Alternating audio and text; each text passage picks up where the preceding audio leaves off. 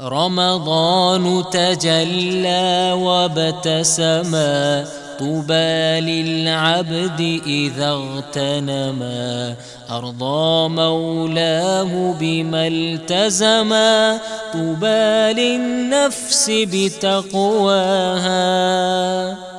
به غروب می رود ماه مبارک خدا، ماه پر خیر و فلاح و ماه تسبیح و دعا، ماه روزه و نماز، ماه اجابت دعا، ماه رحمت خدا بر بندگان بی وفا.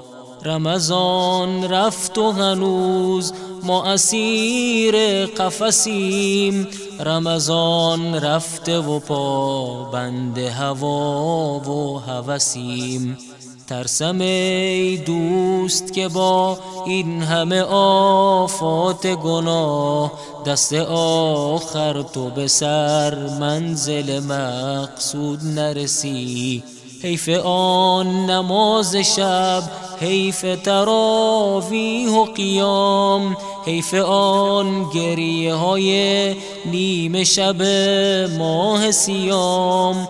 آرزوی شب قدر محتاج آن لطف خدا، تابع نفس و هوا خسته ایم از بار گناه. آرزوی شب قدر محتاج آن لطف خدا، تابع نفس و هوا خسته ایم از بار گناه، تابع نفس و هوا خسته ایم از بار گناه. به غروب می رود ماه مبارک خدا، ماه پر خیر و فلاح و ماه تسبیح و دعا.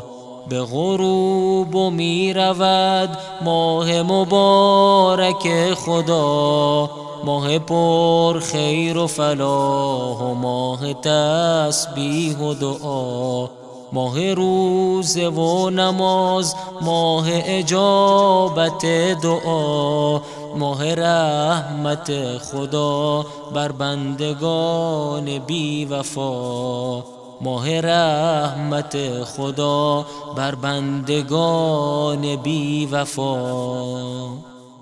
حیف آن نماز شب، حیف تراویح و قیام، حیف آن گریه های نیمه شب ماه صیام.